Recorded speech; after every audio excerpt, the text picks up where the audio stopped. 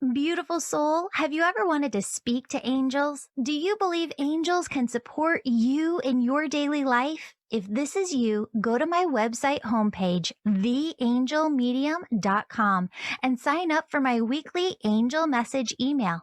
As a gift for signing up, I'm giving you access to free resources, including 31 healing meditations that, if you do daily, are going to help you hear your angels and your own intuition more clearly. Start using these today and you'll see changes in 31 days. Now, take a deep breath. Feel the presence of your angels as they fill you with love, joy, peace, bliss, and ease. And remember, your angels say the messages that resonate with you in today's episode are meant just for you. Hello, beautiful souls. Welcome back to the Angels and Awakening podcast. I'm your host and author, Julie Jancis. We have today for you Nikki Nash. She's the author of Market Your Genius. Nikki, welcome to the show. Oh my goodness, Julie, thank you so much for having me. Oh, of course. Thank you for being here. So I want to start here. Everybody has this genius within. Everybody has gifts, talents, abilities to share with the world. Why are some people stepping in and sharing them? And what's keeping some people back? Yeah. I mean, I think the biggest thing that is keeping people back is an internal dialogue, right? So often people have, I mean, it's natural. We all have thoughts, but the thoughts may be, who cares about anything I share? Like, I haven't done anything really extraordinary. Why would anybody want to listen to me? Like, I don't know if I can actually do this or make money doing this. Like, and all of these thoughts essentially keep people in what really like our whole body is designed to do, which is keep us comfortable and safe, right? Like if you think about it, our mind keeps us comfortable and safe and out of harm's way. Our like muscles are designed to like to stay in habit, like to just keep helping you move the way you've always moved. And like, you know, like even our weight, it's like if you, for anybody who has tried to lose weight and they're like, why is it so much easier to gain it back than it is to lose it? It's because our body likes a state of like equilibrium, right? Like, so it's always going to go, all right, well, let's get you back to what we know, where we're comfortable, where you've been for the last 2, 3, 4 years. And so many people stay in a space that's comfortable because putting yourself out there, sharing your genius, sharing your gifts, it's scary. It's new. It's foreign. So that's why what holds most people back. And I think the ones that do it just had enough belief to take the first step, right? Like you don't need enough belief to do the whole thing. You just need enough belief to take the first step, right?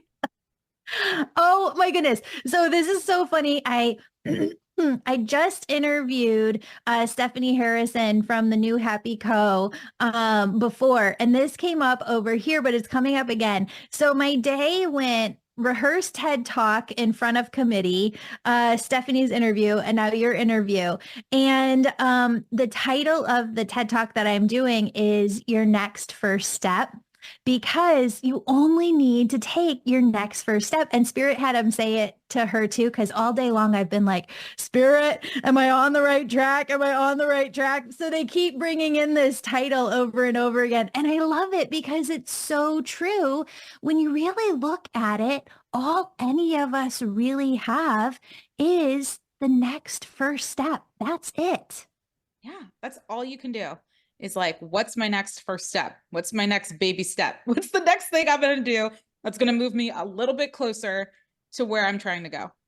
And this is from a person, you, Nikki, who you work with CEOs, entrepreneurs, people who are doing great things within the world constantly. And maybe you can explain this to the listeners. Nobody has the owner's manual. No, nobody. I like to say this because my story, I left corporate to work at tech startups. But the reason I did that is because I wanted to go out on my own. And I literally said to myself, I had this thought that, oh, I'm going to learn what to do from like people who have already like at a startup where they've already like figured this stuff out. And then I got there and I'm like, cool, cool, cool. Nobody knows what they're doing. Like literally nobody knows what they're doing. They're just making stuff up as they go along and asking other people what they did. But even those people are like, I kind of just figured this out and it worked for me. It may or may not work for you. You just kind of have to figure it out. And it, after about, I think it was like a year and a half or almost 2 years, I was like, why am I still here working at a company where we don't know what we're doing? We're just taking steps, moving us further along when I could be doing that in my own business. So that's how I ended up leaving to do my own thing. But nobody has a manual. Nobody has a blueprint. Like I have principles. I may use the word blueprint. Like I'm going to give you a blueprint. My blueprint is really principles and and still you have to fill in the gaps, right? You have to fill in what makes sense for you. And so there is no, here's the 100% guaranteed pathway to success. If I were going to give people a 100% like guaranteed pathway to success, it would be don't stop. And eventually you will fall on your face enough so you can ride a bike, right? Like Yeah, I have a quote by Babe Ruth hanging up in my bedroom so that I see it every morning first thing. And it just says something to the effect of, it's hard to stop a person who doesn't give up. And that's it. You just keep going. literally, it's like, Yeah. just keep going, just keep swimming. And Spirit is saying right now to just pause and reflect on this because you said something that made me think that's been a huge frustration my entire life. I think I started looking at teachers and being like, what's the right answer? Like, just give me the manual, give me the right answer. And then it transitioned into looking at my boss first jobs and just being like, okay, well, what's the right way to do this? Like, what's the right way to do life? And there's always this frustration. And then I think even coming into this podcast and interviewing different spiritual experts, like, well, what's the right way? Like, what is, and there is none. There's just what works for you, when it works for you, in the moment that it works for you, the right time. Yeah. The Yeah. only way to know if a decision was a good or a bad one is when you're looking at the rearview mirror. And even then, it's probably like on your deathbed looking at the rearview mirror, because even if you, in the short term, you may have been like, that wasn't a good idea, but it might have been the best thing for you in the long term. So it's like, you don't know what the best thing to do. You don't see the big picture of everything. You just kind of have to make a decision that feels right or that makes sense or that works for you moment by moment, day by day. And ideally trying not to drastically change your mind every 5 seconds either. It's like, I'm going on this path. I've made the decision. I'm going to commit to this decision, but I may have days where it feels really good and I may have days where it feels really bad, but I've committed and I'm going to keep moving forward. And the angels just said, and there the two of you have just described what faith truly is. Yes. Yeah. Yeah. Like if people want to know why I think a lot of entrepreneurs don't make it, it's because there's the, statistics on certain things. But at the end of the day, I think a lot of people don't have enough faith in anything, right? You know what I mean? Like I try to explain people who want the perfect marketing strategy for me. They're like, Nikki, just tell me what to do and I'll do it. And I'm like, cool. Unless you walk up to someone, threaten their life, make them wire money into your bank account, and then run to a foreign country that doesn't have like extradition, I can't really guarantee that you're going to make any money or that you're going to sign any clients. Like I Which literally, is called robbery. yeah, like literally, unless you commit a crime, which I am not advising you to do. I can't guarantee success. What I can do, right, is have you show up and take actions that put you in front of people who are like, oh my goodness, I need your help or want to work with you or want that. I can help you get in front of those people and clearly articulate what it is you do and the benefit it brings to the world and why people should work with you. But ultimately, you got to trust God or the universe or spirit, like whatever it is you believe, to connect the dots. Yeah. I got it down the other day. I say the other day, it was probably months ago. It's probably years ago. I'm like, what's the time? It's all an illusion to me anyway. But I remember it was in reference to dating, but I keep using it with my clients because I believe dating is in business are pretty much the same thing. And the message I got was, your future husband is looking for you make yourself available for him to find you. Like essentially get your butt out of your apartment, because can do a lot of things, but having my dream future husband accidentally somehow magically end up in my building, go up to the top floor and somehow find my apartment, knock on the door, isn't as easy as me like leaving the four walls of the building or whatever, right? So it's like, put yourself out there and the person will find you. Like, my job is to be available, or to be visible and available, and God's job is to like get us at the same place at the same time, right? Yes, to connect the dots, to put all the puzzle pieces together. So what you're talking about is how we really step into our power, is exactly what you're saying. And I totally see where you're going with this. People, every soul on earth has gifts, talents, abilities to share with this world.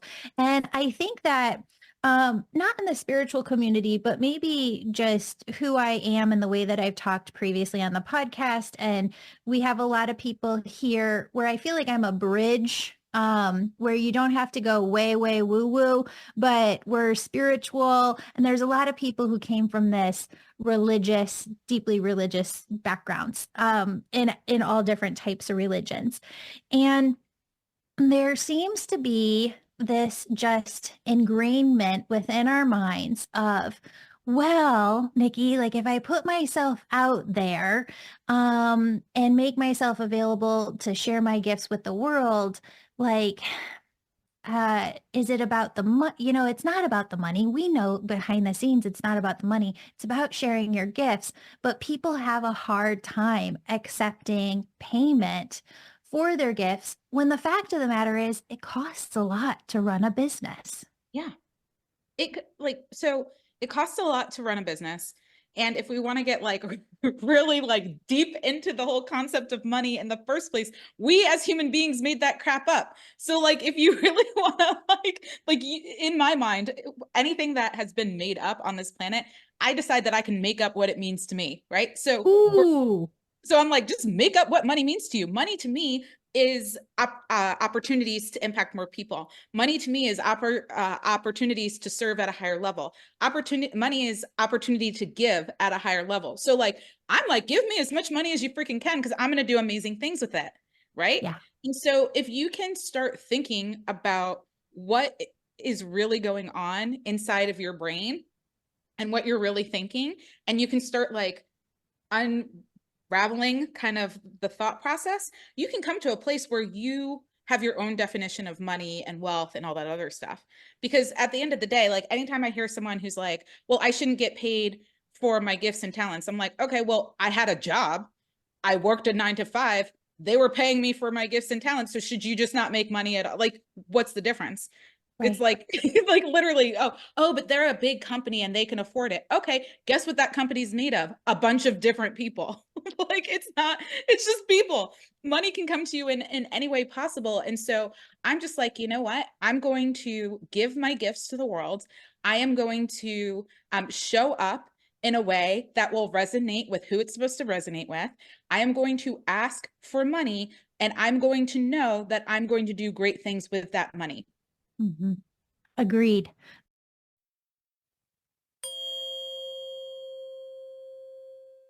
Did you know I give away a new free reading each month to a listener who leaves a 5-star rating of this show on Apple Podcasts or Amazon?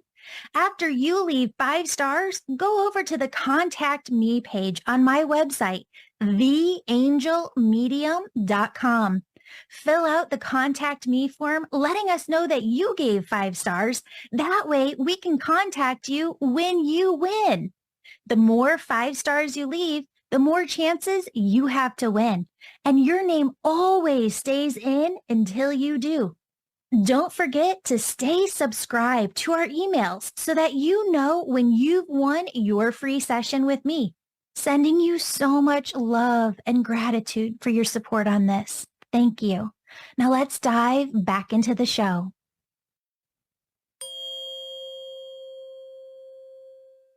Spirit says this to people in one-on-one sessions all the time who have money blocks, and I'm trying to work on them to get them to a place of just an abundance mindset where they're like, what you're not seeing that we see from the other side, looking at the full picture, is that if the money was in your hands, you would help donate it to more people. You'd help more projects to reach more folks. And that's the message that I really want the audience to take away is what you just said. Spirit oftentimes says the money would be better in your hands because you would do more good with it. Yeah, 100%. Like, I believe fundamentally that I'm a good person. Am I perfect? No, not at all. But do I think I have good intentions and that I want to do good, great things in the world and that I would commit to that? Yes. So if it was like, if God or spirit, like whatever language or words that folks like to use, if that entity, I'm going to say, or energy is like, hey, Nikki, I want to give you $1 million. Like, here's $1 million. And I'm like, you know what? No, thank you, because I don't really feel like I should be given money for just my gifts, the gifts that you gave me, right? Like the gifts that you gave me, I don't want to be paid for it. Please put that money somewhere else, right?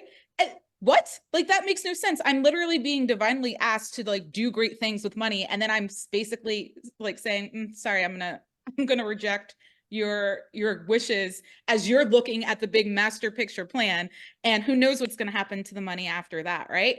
So if I think about like, would I rather it go to me and for me to do great things versus someone who's not going to do great things? 100%.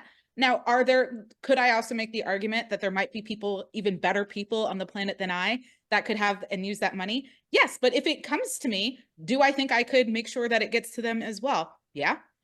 Right. So it's like, I am just a vehicle for the money to flow through. Like, I'm not going to hoard it. I'm not going to like keep it under the mattress. I'm not going to keep it piled up in the bank account forever. I'm going to do something good with it. And Yeah. as long as I know that deep down, then I'm like, yeah, bring it on. Bring as much as you want. I'm going to make sure, if my only job is to make sure that the money that shows up to me gets into great hands, then that's how I'm going to look at money. Yeah. 100%. So while we're on this subject, just tuning into abundance in general, all of us have mindsets that go up and go down and just all around. When you're having like a negative moment or a negative day or just a down day, do you have any abundance hacks that you use yourself to kind of change that around? Um, my hacks are kind of funny. So I always encourage people to figure out what works best for them. But I find music to be a really great, like music and kind of dance and movement to really help me. So when I have moments where I'm just like thinking small, in kind of a lack mentality, just not feeling good about myself or anything, what I like to do is, I now, thanks to my neighbor who's really great at this stuff, she hooked up my Alexa. So I won't say it because then she'll start playing, but I'll tell her to play a certain playlist, right? And that Yeah. playlist will come on, and it's all music that's like empowering, like talking about like great, amazing things, right? And I will listen to it and I will sing the words, and I'm literally saying them like with a high, great energy, singing and dancing. And like my default, because my body likes habits, my default's just going, oh, I love this song, let's sing it and dance it. But what's actually happening is I'm saying those things to myself. I'm shifting the space and energy that I'm in. I'm like doing some great things. And then when I'm like dancing and it's still playing, then I'll be like, you know what? I'm going to make my bed, because making my bed makes me feel like I have a nice, clean, organized space. So I'm going to leave because I'm in a 1-bedroom apartment, like I can open my door and hear the music and like make my bed. So I'll then make my bed, or I'll start doing things that kind of just shift the energy of my space. And then I'm like, oh, I'm feeling good. Like, what could I do today that would be really positive for, my clients or the people who haven't signed up to work with me in any way, shape, or form yet, or just people who will never, ever work with me, but I want to make a difference in their day, because who knows what the ripple effect is. And so I try to shift my energy, shift what I'm thinking, shift what I'm saying, and then just start reminding myself that like I live, like, if at the very least, I live in an abundant universe, right? I live in a place of infinite and endless possibilities. And if I can just like sing songs that remind me of that or get me in that space, then I start going like, yeah, I can do anything. Yeah, anything's possible. Yeah, let's make some magic happen. And so that's something that tends to work for me. If I'm in a really space, like if I'm in a space, sometimes music isn't enough and dancing, but a lot of times that's enough to kind of hack the system, do like a quick energy shift for me. Ooh, I love it. Do you have a favorite go-to song or two? I don't even want to say song. I'm going to say artist because I Yeah. feel like so Sia, Yeah. for those of you who know Sia, like almost all of her songs are like, I'm the greatest, I'm unstoppable, like singing about how I'm titanium, like I'm like, don't say, like she has a song where the lyrics are literally like, don't stop, never get up, keep on moving. So it's like things that are just like, I'm singing and I'm saying, and I'm like, yeah, I'm never going to give up. I'm going to keep going. I am the greatest. Like, I'm unstoppable. Anything's possible. And it just puts me in that space. I love it. I can feel it as you're talking. Let's take it back a step and go into your book. And a lot of people, when we say market your genius, they go first step.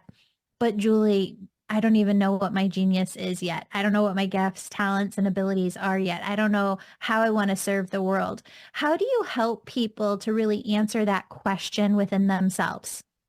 Yeah. So I believe that identifying all of that is a journey. And I literally taught a workshop inside of one of my programs today. And I gave people this exercise that I think is really helpful for folks. And I literally had them write down every accomplishment, result, thing that they've ever personally achieved, and every result or something that they've helped someone else achieve, right?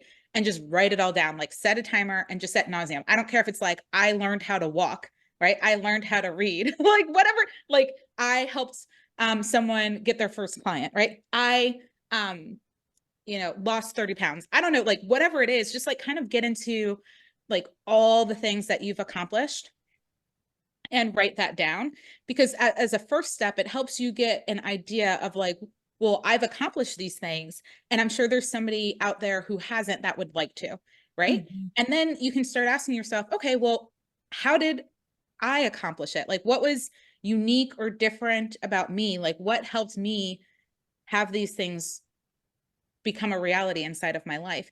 And then you start finding themes like, oh, well, um I showed up with a positive attitude, or I'm really good at connecting people. I didn't even think about it, but like I got there because I just like love talking to people and connected with them. Or I am really connected with like a higher power. Like I'm really tapped in and connected. And so those sorts of things help you start figuring out and finding like, oh, like these are some things that are like my gifts, like my talents, right?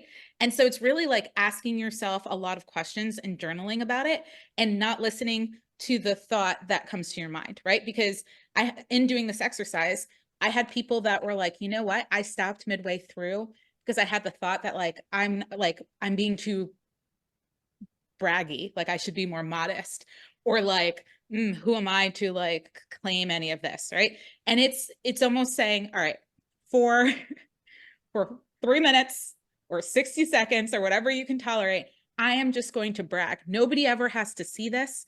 I'm just going to be braggalicious for a hot minute. And in the grand scheme of my life, it's okay to brag that much, right? Like Yeah. just give yourself permission before you do it and then brag on yourself, right? Because that'll start helping you connect the dots in terms of things that you've achieved, things that you're really great at, that like things that you have as a gift. So that's one exercise that I like doing.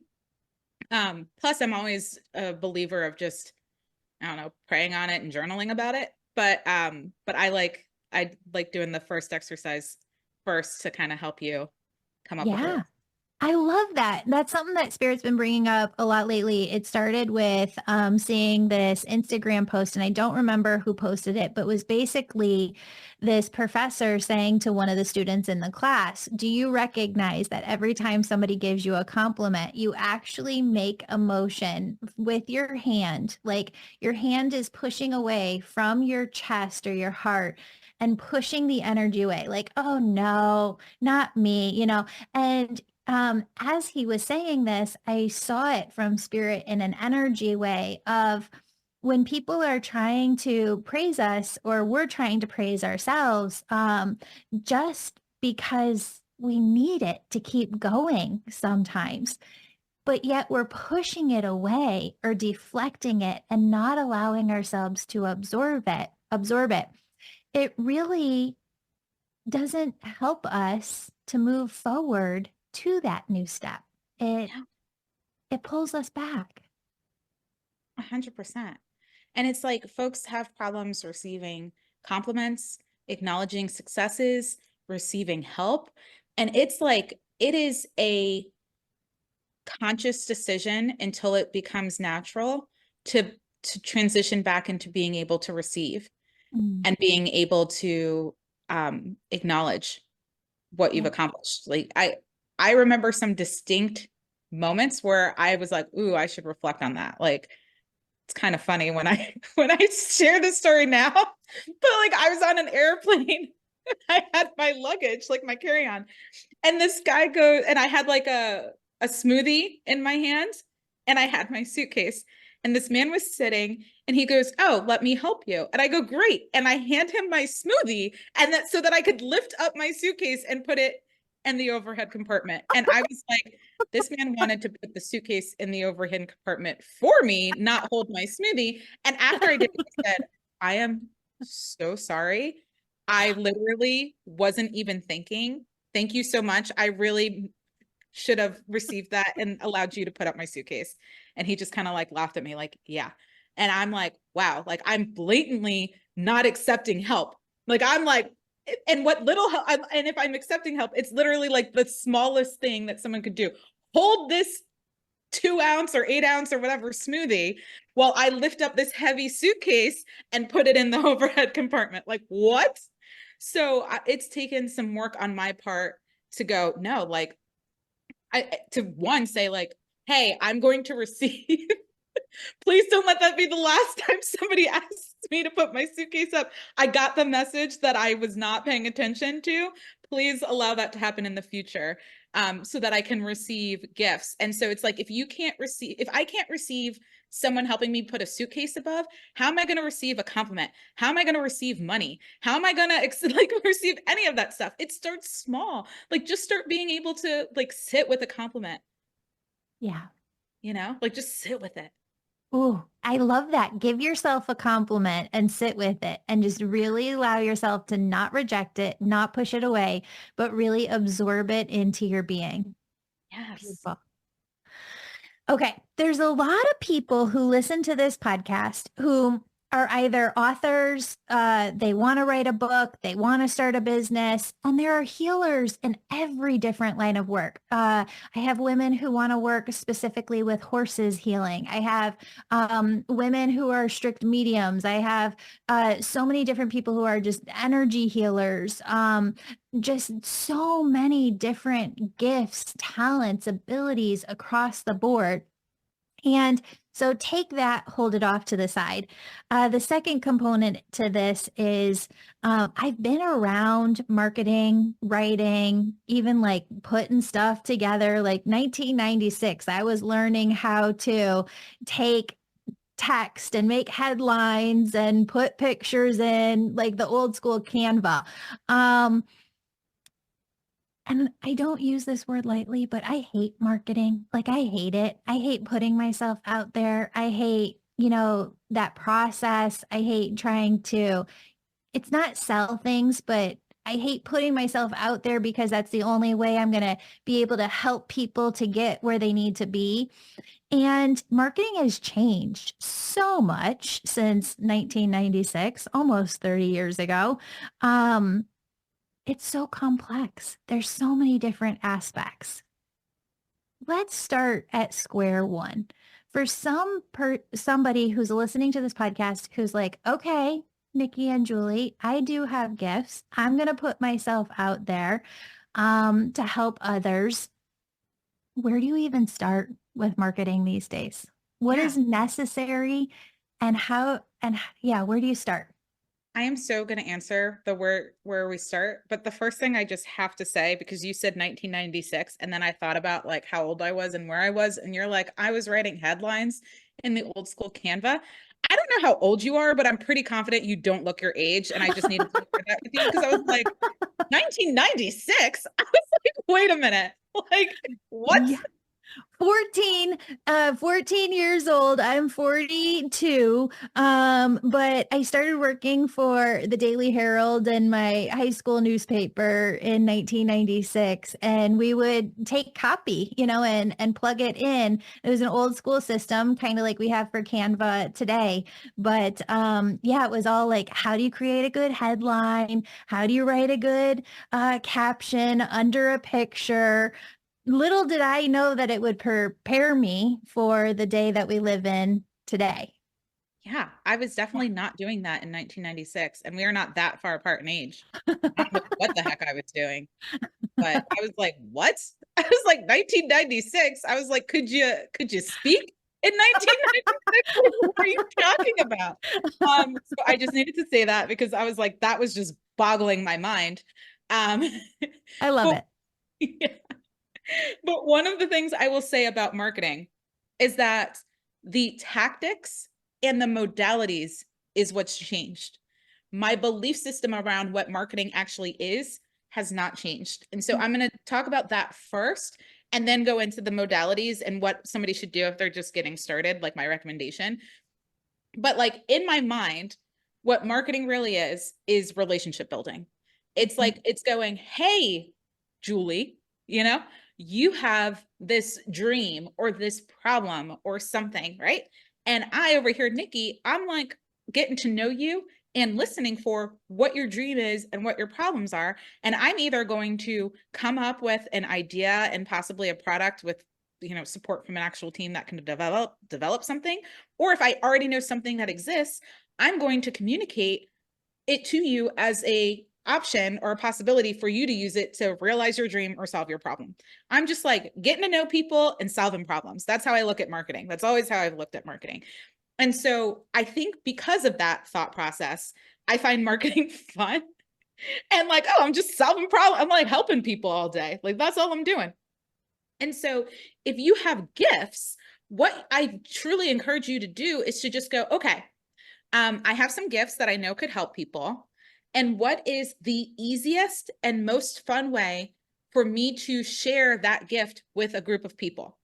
And I typically recommend, particularly for folks in this space of like healing, coaching, all like whatever, like this field of like where the thing that is helping people is usually me, like energy workers, whatever. It's like it's coming from me. I tend to say choose one online platform, right? That you enjoy, that you find interesting, and that you are willing to just share some version of your gifts with online, whether that be Instagram, Facebook, LinkedIn, TikTok, like X, choose one and just say, I'm going to commit to showing up on this place daily, right? Like I'm going to say daily because most people get out of the habit if it is, most people get out of the habit. Now, if you are like, you know what, Nick, starting off the bat, I know I can't start daily. Like I'm crazy a little bit. So I'm like, I'm going to do this every day, right? If you could say like, all right, I'm going to go once a week, 3 times a week, but you're going to show up each and every week doing something on that platform, I say start with that. Like start with what feels good to you and that you can actually do. I'm like, daily, let's see what happens, right?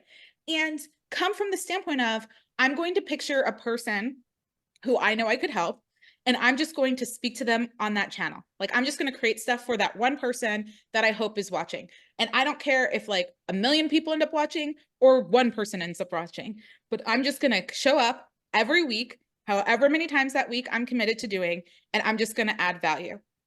And like there are two schools, like two kind of ways of going about this.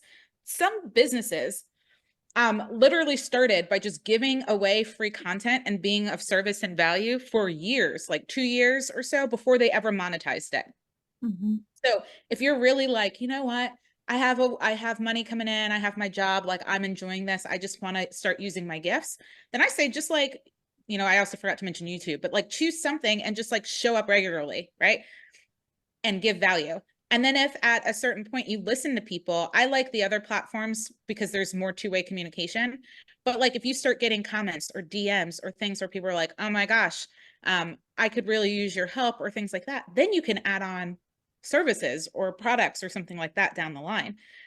If you want to intentionally go into building this as a business, then I would absolutely do so, but I would make sure that you're not just doing, hey, I'm just giving value content for the heck of it. You want to think about like, what sort of call to actions are you going to deliver such that people book a call with you or something? Like, is there content that's really talking about the value, the benefits of working with you? Is there social proof or like case studies that you want to share? Like there's more levels of type of content you want to weave in.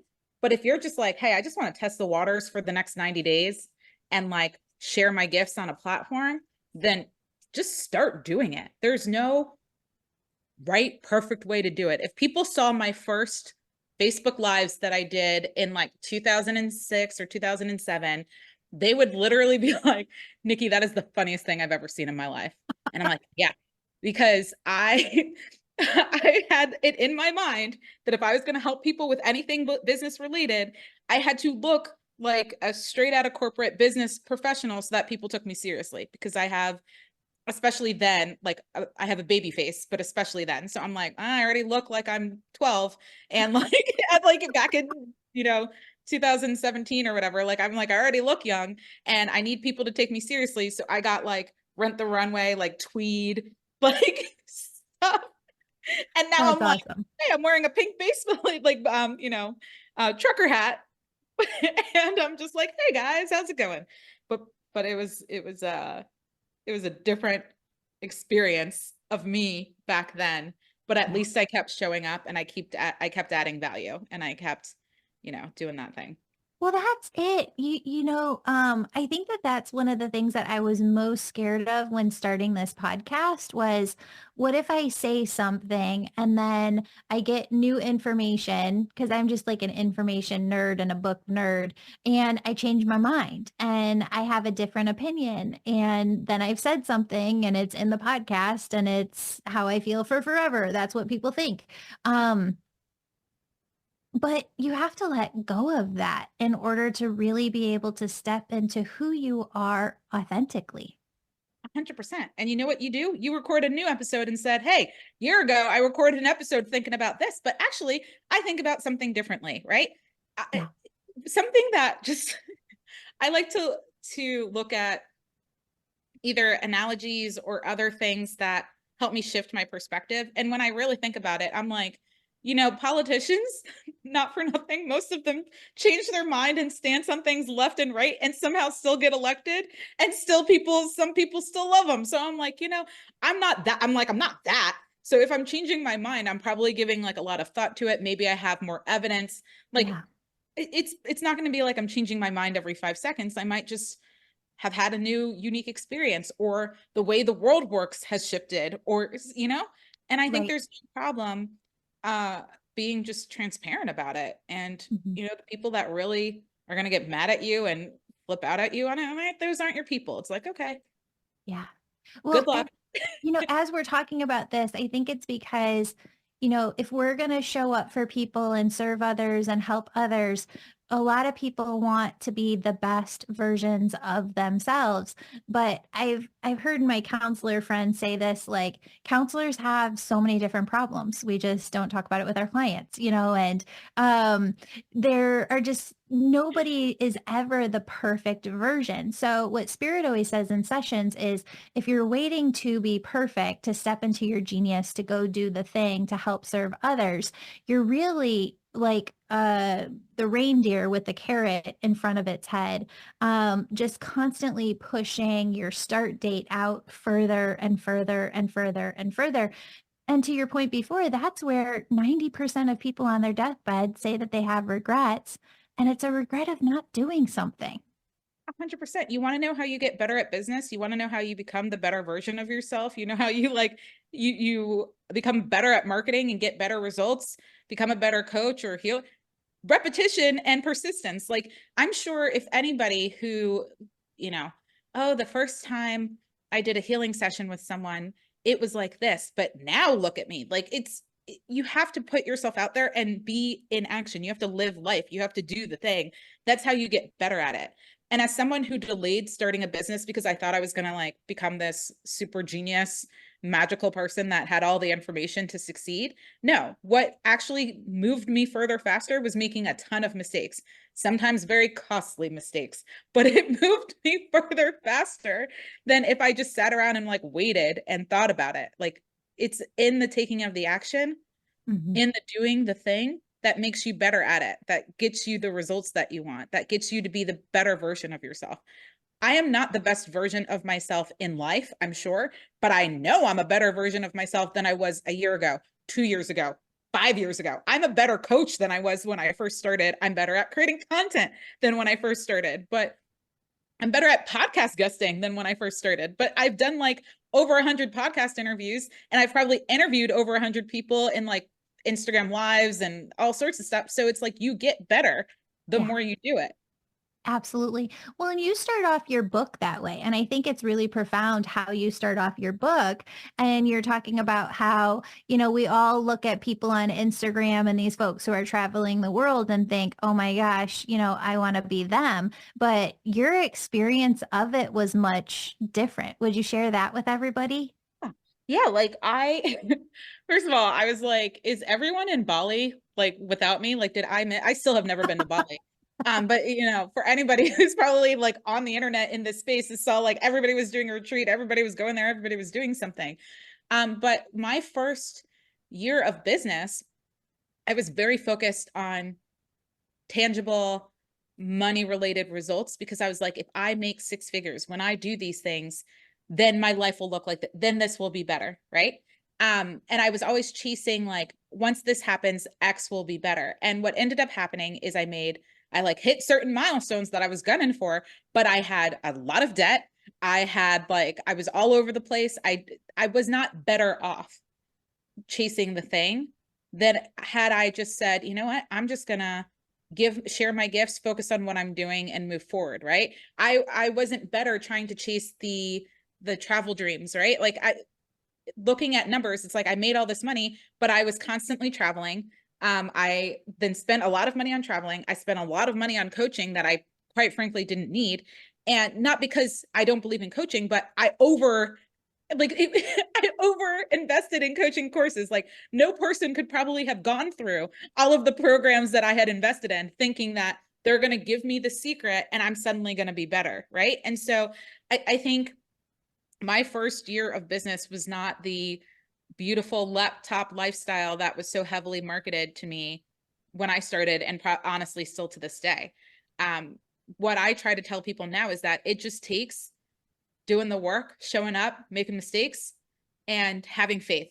Like that, if you have nothing else but some faith and some action and like at least clarity on where you're trying to go, then like you're so much further along than so many other people. 100%. You touched on something at the very, very beginning that I think we should bring up here.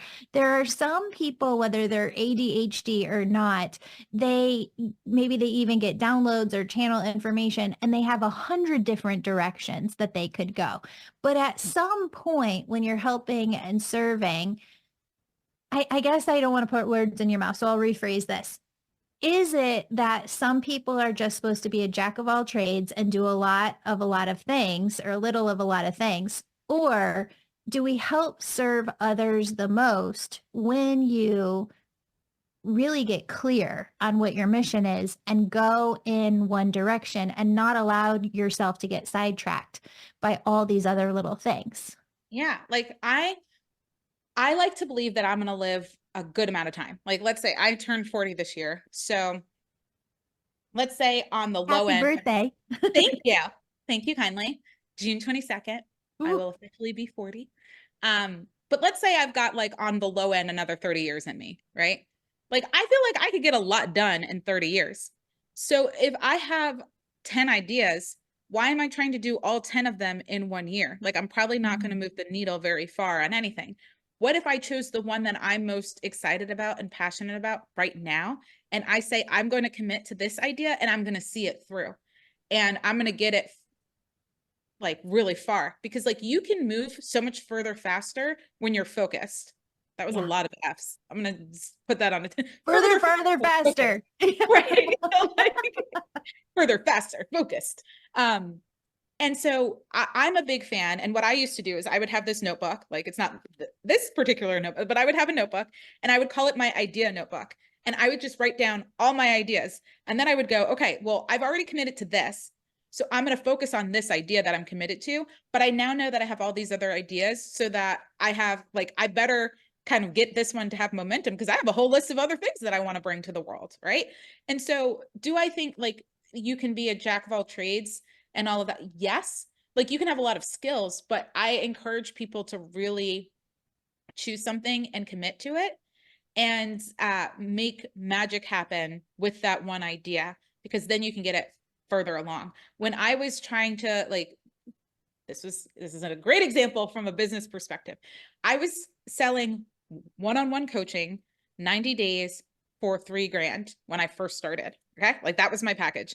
I don't know. Like I just made up for people who are like, how did you choose that price? I literally pulled it out of the air. In fact, I was in a group coaching program and they had a module on pricing later on. And had I watched that module before I gave my pricing, I would have charged only $1,500 because that's what they recommended. But I was like, well, I already sold people. People are buying the 3,000, so I'm not going to change it.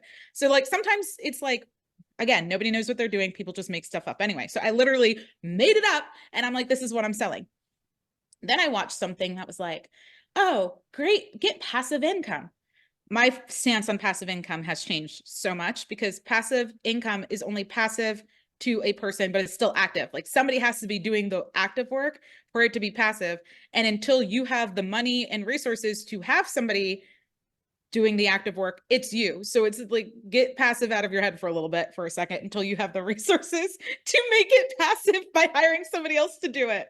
Explain that to people. Give people an example so that they see what you mean on that. Yeah, example. Okay, so even when people are like, because I created this, I created I think it was like $27 course or something, right? Or something like mini course, or maybe, yeah, it was something cheap. And I was like, I know I'm going to create this course because then I'm going to have passive income and people are just going to buy this course. Well, guess what?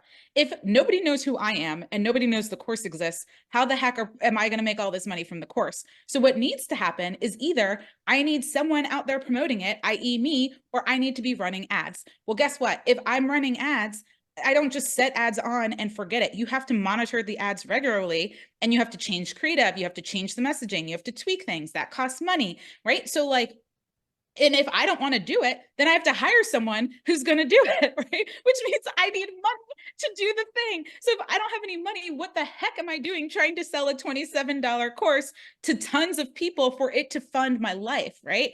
And it's not like I had an expensive life then. And so when I looked at the numbers, not enough people actually look at their data. So I actually looked at my data and I had all these people buying this $27 thing, right? But when I looked at the number of people that purchased it and the amount of money it brought in, it didn't even bring in enough to replace one of my one-on-one clients, right? So I'm like, so I could just do some, like, I could just sell people into my high ticket one-on-one and make more money than this $27 thing.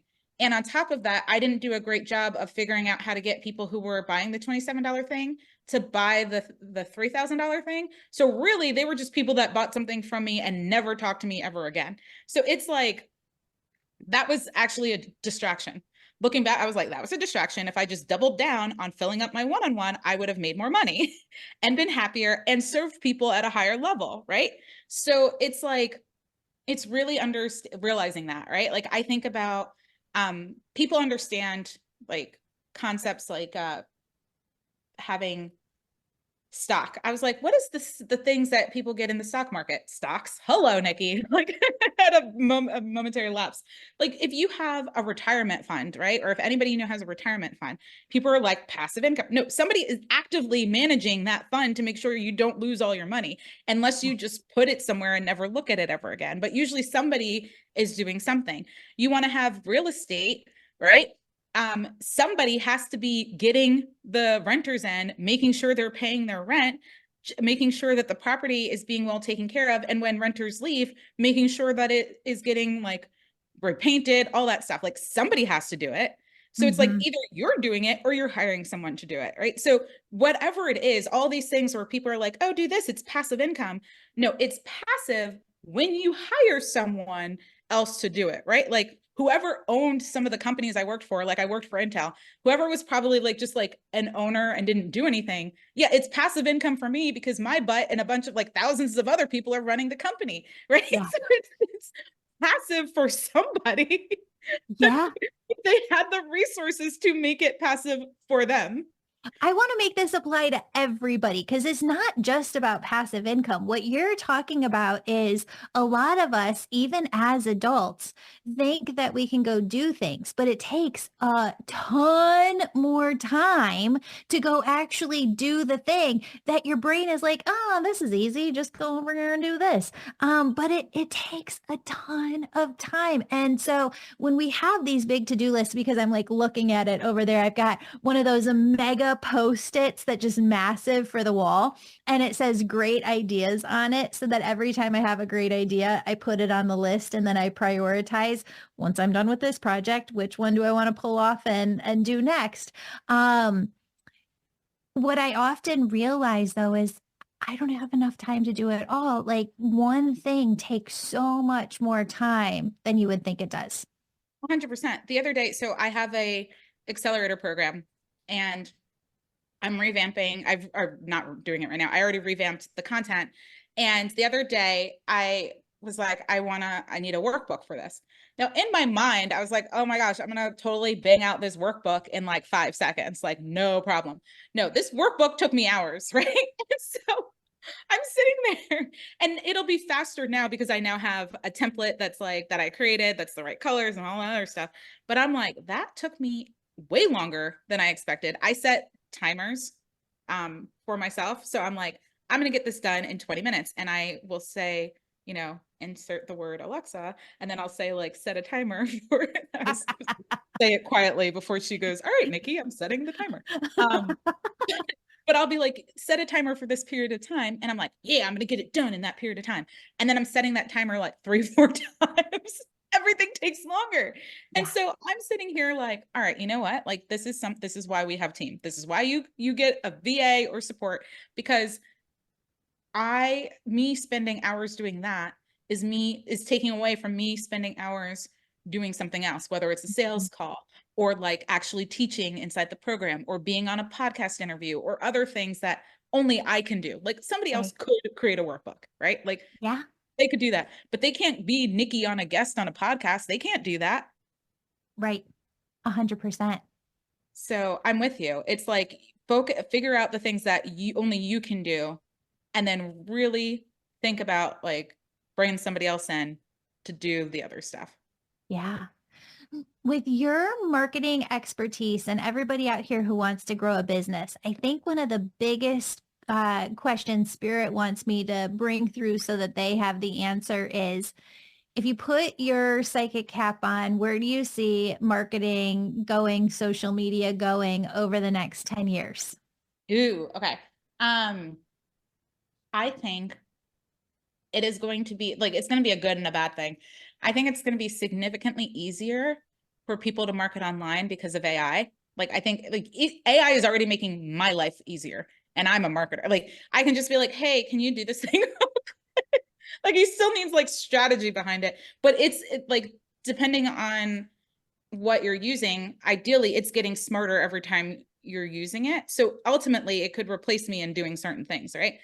I think because of that, it's probably going to increase the already crowded online marketplace with content and advice and things like that, because it's going to be significantly easier. The barrier to entry was already really low, but now it's like even lower, and like lower with pretty good quality, like really great quality, right? So I think that because of that, the ability for people to build relationships with their prospective clients and with their actual clients in person in a way that can't be replicated by like machine learning or AI or something like that is going to be incredibly important.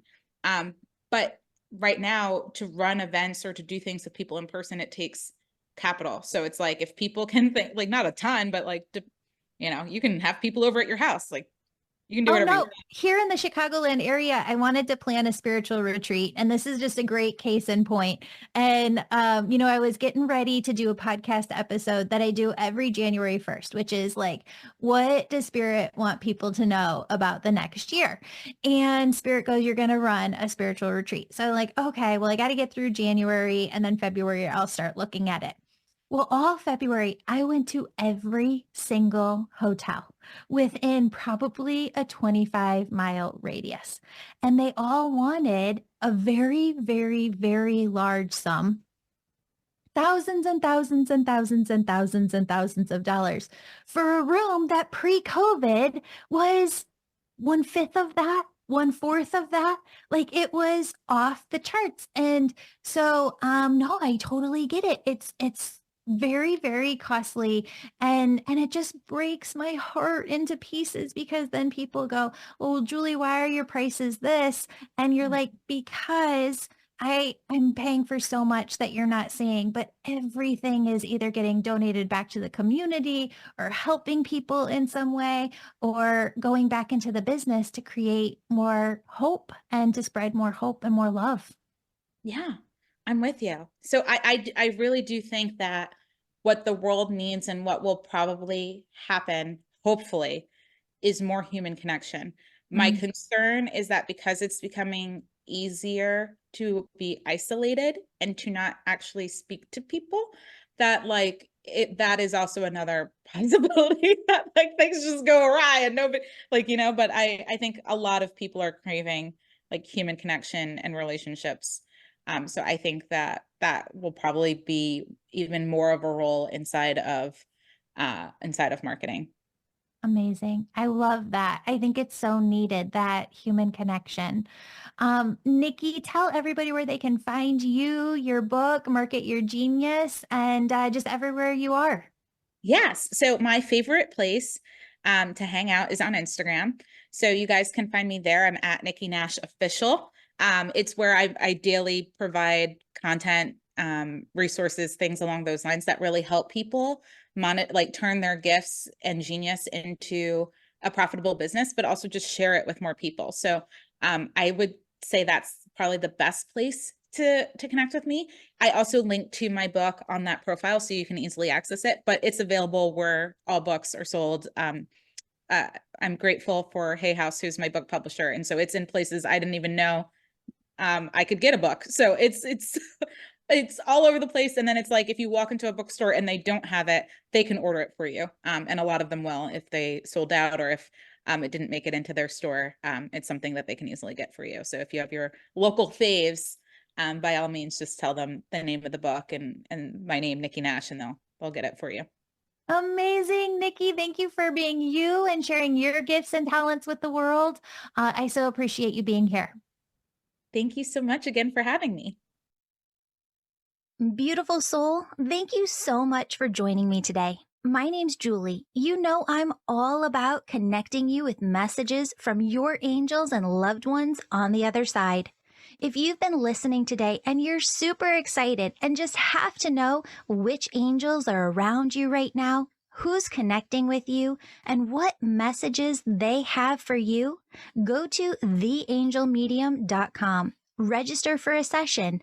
You can do a reading with me or a member of my team, and we can help you in making sure that your angels are doing the very best they can to support you and guide you to your best life. If this sounds like you, virtual sessions, they're only offered on my website. Sign up today. And if you're the person who's really excited, you can sign up for my Angel Reiki School to become a certified angel messenger. That's for the healers among us who feel called to grow their intuition to the max and serve humanity with their gifts. You'll learn Reiki, mediumship, how to deliver angel messages, and how to get clients.